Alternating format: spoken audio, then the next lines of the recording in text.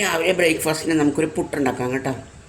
അപ്പോൾ അതിനെന്ന് വെച്ചിട്ടുണ്ടെങ്കിൽ ഞാൻ ഈ ഗ്ലാസ് കണ്ടോ, ഈ ഗ്ലാസ്സാണ് ഞാൻ എല്ലാത്തിനും അളവെടുക്കുന്നത്. ഇതിനകത്തൊരു 3/4 ഗ്ലാസ് പൊടി അരിപ്പൊടി എടുത്തിട്ടാന്ന് വെച്ചാൽ പുട്ടുപൊടി.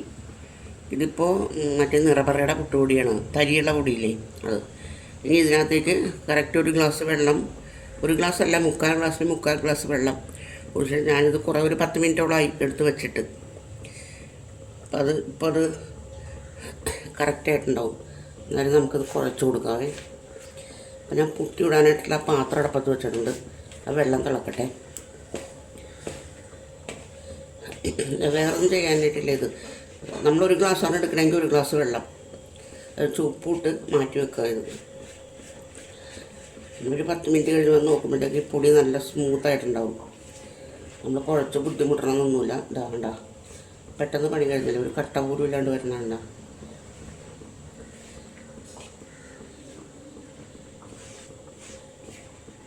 ഇത് നിറപറയുടെയാണേ. അപ്പോൾ ഇതിൻ്റെ പുട്ടിൻ്റെ പാകം എന്ന് വെച്ചിട്ടുണ്ടെങ്കിൽ ഇതാ നോക്കിക്കോട്ടെ. നമ്മളിങ്ങനെ കയ്യിൽ ഇങ്ങനെ എടുക്കത്തിട്ട് പതുക്കി ഒതുങ്ങുമ്പോൾ വേണ്ട, ഇങ്ങനെ ഇരിക്കണം, താഴോട്ട് പോകരുത്. എന്ന് വെച്ചാൽ ഇങ്ങനെ ഭയങ്കരമായിട്ട് അമക്കുകയല്ല. അല്ലേ, ഇങ്ങനെ നോക്കുമ്പോൾ ഇങ്ങനെ ഇരിക്കണേ. ഇതാണ് പുട്ടിൻ്റെ പരുവം. ആ വെള്ളം തിളക്കട്ടെ. തിളച്ച് കഴിയുമ്പോൾ നമുക്ക് പുട്ടിൻ്റെ പൊടി കൊടുക്കുക. ഞാൻ തേങ്ങ ഇടൂല കേട്ടോ, പഴമോ കറിയോ എന്തെങ്കിലും ഉണ്ടാവും. തേങ്ങ ഇട്ട് കൊടുത്താൽ ടേസ്റ്റാണ്. തേങ്ങയുടെ വിലയ്ക്ക് നമുക്ക് മുതലാവില്ല.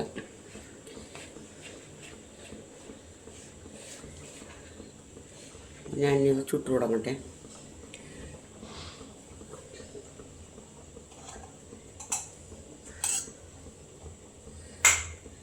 അപ്പം ഞാൻ ഇതിനകത്താണ് ചുടുന്നത്.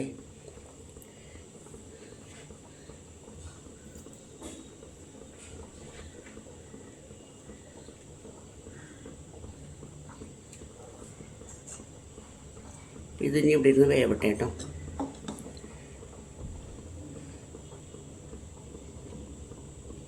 ഞാൻ എൻ്റെ അടപ്പത്തേക്ക് വെച്ച് കൊടുത്തിട്ടുണ്ടത് കണ്ടോ. അപ്പോൾ അത് അവിടെ ഇരുന്ന് വേവട്ടെ. മറ്റേ അടപ്പിൽ കഞ്ഞി ഇട്ടിട്ടുണ്ട്, അപ്പോൾ അതും ആവട്ടെ. ഇനി ഒരു കറി വെക്കാൻ കാണിക്കാം കേട്ടോ. ആദ്യത്തെ പുട്ട് വെന്തിട്ടുണ്ട്, അപ്പോൾ ഞാനത് എടുക്കുകയാണ്. എന്താ ഉണ്ടോ, ആദ്യത്തെ പുട്ടെടുത്ത് നമുക്ക് രണ്ടാമത്തെ ഇട്ട് കൊടുക്കാം.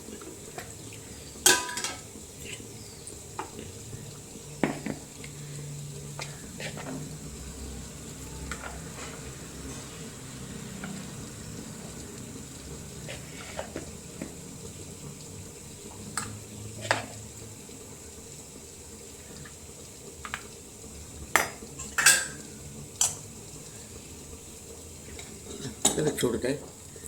ഇനി അത് വേവട്ടെ. സാമ്പാർ റെഡിയായേ. അധികം കഷ്ണങ്ങളൊന്നുമില്ല ഇതിനകത്ത്, വളരെ കുറച്ച് കഷ്ണങ്ങളുള്ളൂ. പിന്നെ അപ്പോൾ അതിനകത്തുണ്ടായിരുന്ന കുറച്ച് കഷ്ണങ്ങൾ എടുത്തിട്ട് ഞാനൊരു അവിയൽ, ഒരു കുഞ്ഞവിയൽ വെക്കാമെന്ന് വിചാരിച്ച്. അപ്പോൾ കഷ്ണങ്ങൾ അടുപ്പത്ത് വേവിക്കാനായിട്ട് വെച്ചിട്ടുണ്ട്. അപ്പോൾ അതവിടെ ഇരുന്ന് വേവട്ടെ. അതിൻ്റെ കൂട്ടുകൾ അരപ്പിനുള്ള എല്ലാം എടുത്ത് എല്ലാം റെഡിയാക്കി വെച്ചിട്ടുണ്ട്. അപ്പോൾ ഇതിനകത്ത് ടേസ്റ്റിന് കഷ്ണങ്ങൾ ഇട്ടിട്ടുണ്ട്. ഒരു പച്ചമുളക്, 2 പച്ചമുളക് ഇട്ടിട്ടുണ്ട്. ഇതിൻ്റെ കൂടെ മഞ്ഞൾപ്പൊടി, ഉപ്പ് ഇട്ടത് വേവിക്കുക. അത് കഴിഞ്ഞിട്ട് തേങ്ങ അരപ്പിനുള്ള സാധനങ്ങൾ വെച്ചിട്ടുണ്ടെങ്കിൽ 2 പച്ചമുളക്, വെളുത്തുള്ളി, ജീരകം, ചുമന്നുള്ളി, 1 തണ്ട് കരിവേപ്പില, പിന്നെ എന്തുട്ടാ മഞ്ഞൾപ്പൊടി, തേങ്ങ, ഇത്ര സാധനങ്ങളിട്ടൊന്ന് ഒതുക്കിയെടുത്ത് അതെല്ലാം റെഡിയാക്കി വെച്ചിട്ടുണ്ട്. ഇനിയിപ്പോൾ അതിനകത്തേക്ക് ഇടണം വെന്ത് കഴിയുമ്പോഴത്തേക്കും. അപ്പോൾ അതോടുകൂടി പണി കഴിയും. പിന്നെ ഒരു കാര്യം വെച്ചിട്ടുണ്ടെങ്കിൽ വീഡിയോ കണ്ട് ഇഷ്ടപ്പെടുകയാണെന്നുണ്ടെങ്കിൽ ലൈക്ക് ചെയ്യണം, കമൻറ്റ് ചെയ്യണം, സബ്സ്ക്രൈബ് ചെയ്യണം കേട്ടോ പ്ലീസ്. ഇപ്പോൾ സാമ്പാറിനുള്ള താളിക്കാം കേട്ടോ നമുക്ക്. അത് പാത്രം അടുപ്പത്ത് വെച്ച് എണ്ണ വെച്ചിട്ടുണ്ട്. കുറച്ച് കടുക് ഇട്ട് കൊടുക്കാം. കടുക് പൊട്ടി അപ്പോഴേക്കും കുറച്ച് കറിവേപ്പില ഇട്ട് കൊടുക്കാം കേട്ടോ. അല്ല, കറിവേപ്പില എല്ലാം ചുമന്നുള്ളി.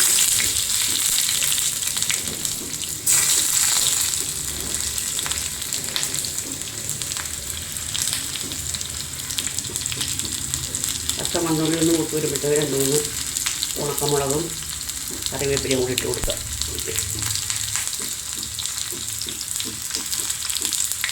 ഉണക്കമുളകിട്ട്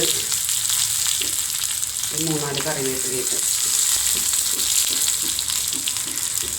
ഇപ്പോൾ സാമ്പാറിനുള്ള താളിക്കലിൻ്റെ കഴിഞ്ഞു കേട്ടോ.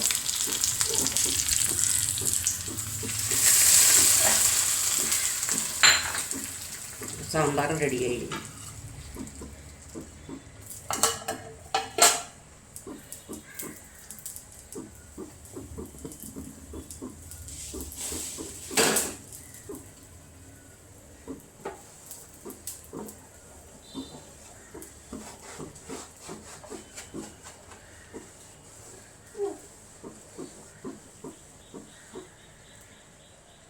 നമുക്ക് സാമ്പാറെടുത്ത് കൂടെ വെക്കാം, മാറ്റി വെക്കാം.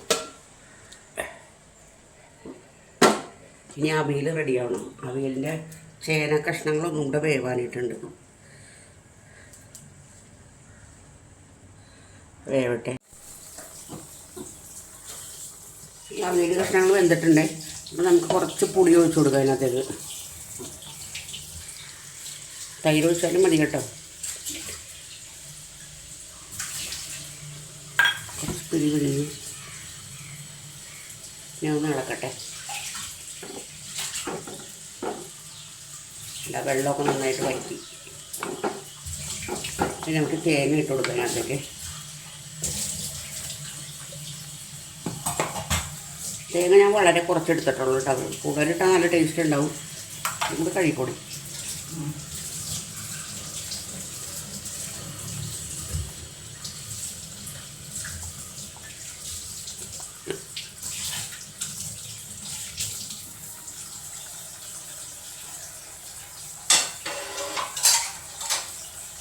കോട്ടെ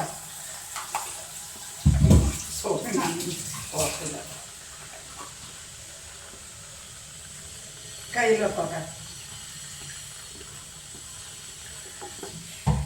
ഇതെല്ലാം കൂടി നമുക്കൊന്ന് ഇട്ട് യോജിപ്പിക്കാം കേട്ടോ.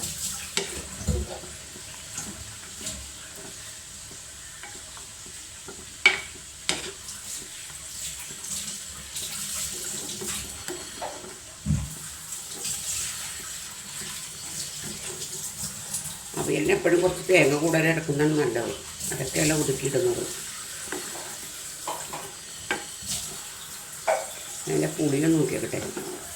പുളിയെല്ലാം ഉപ്പും പുളിയും നോക്കണമല്ലോ.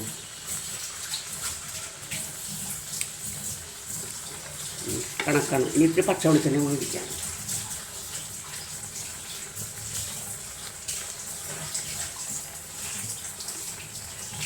സ്വല്പം പച്ച വെളിച്ചെണ്ണ കൂടി ഒഴിച്ച്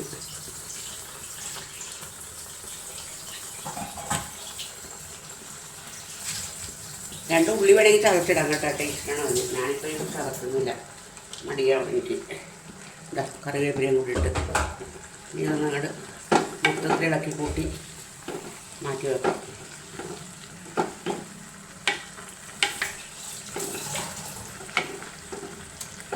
അപ്പം നമ്മുടെ അവിയൽ റെഡി. കണ്ടോ, ഇതാണ് അവിയൽ.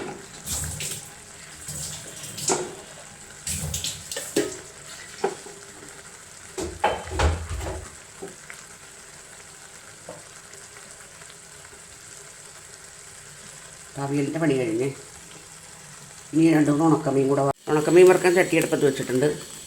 പിന്നെ നമ്മളുടെ അവിയൽ കാണണ്ടേ, അവിയൽ ഇത് കൂടി കഴിഞ്ഞാൽ പണിയെല്ലാം കഴിഞ്ഞു. ചോറ് വേവണം, അത്രേ ഉള്ളൂ. അപ്പം ഞാൻ മീൻ വറുക്കാനായിട്ട് എണ്ണ ഒഴിക്കട്ടെ.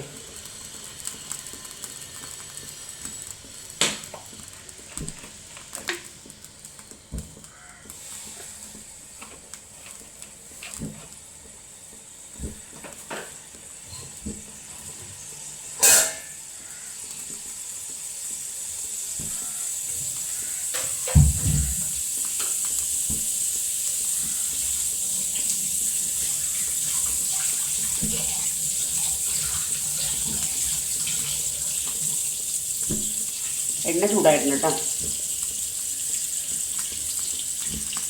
എണ്ണ ചൂടായിട്ടുണ്ട്. അപ്പം നമുക്ക് മീൻ ഇട്ട് കൊടുക്കാം.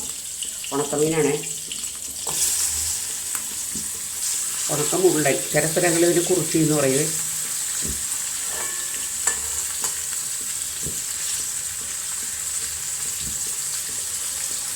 അത് മെഴുകട്ടെ. മുരിഞ്ഞിട്ട് നമുക്ക് കുറച്ച് ഉള്ളി മുളകും കൂടി ചതച്ചിട്ട് മൂപ്പിച്ച് വറുത്തെടുക്കാം കേട്ടോ.